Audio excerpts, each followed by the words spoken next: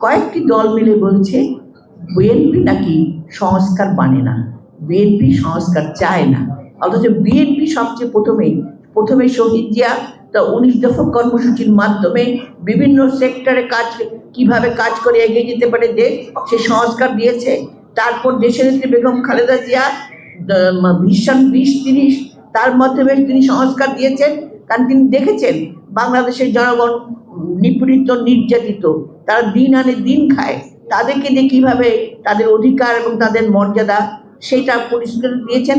তারপর দিয়েছেন তারেক রহমান 31 দফা, প্রথমে 27 দফা, পরে আমাদের শরীর দলের সাথে মিশে 31 দফা দিয়েছেন।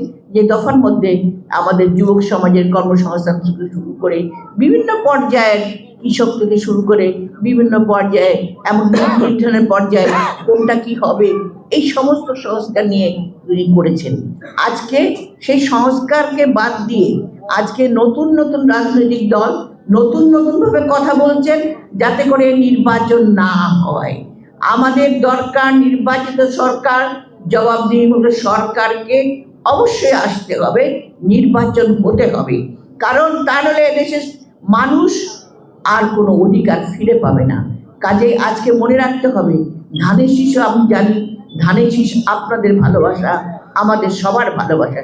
এই ধানের শীষকে আনার জন্য আজকে বোনেরা আপনারা অনেক কষ্ট করেছেন, দূর থেকে এসেছেন, এতক্ষণ বসে কথা শুনেছেন। আপনাদেরকে আমি বলবো, আপনাদের জীবন দিয়ে হলো আপনারা কাজ করবেন ধানের শীষে আপনাদের প্রার্থীর জন্য। যে যেখানে যে আসনে আছেন সেই আসনকে জয়যুক্ত করার জন্য। ধানের শীষে ভোটার আছে অনেক,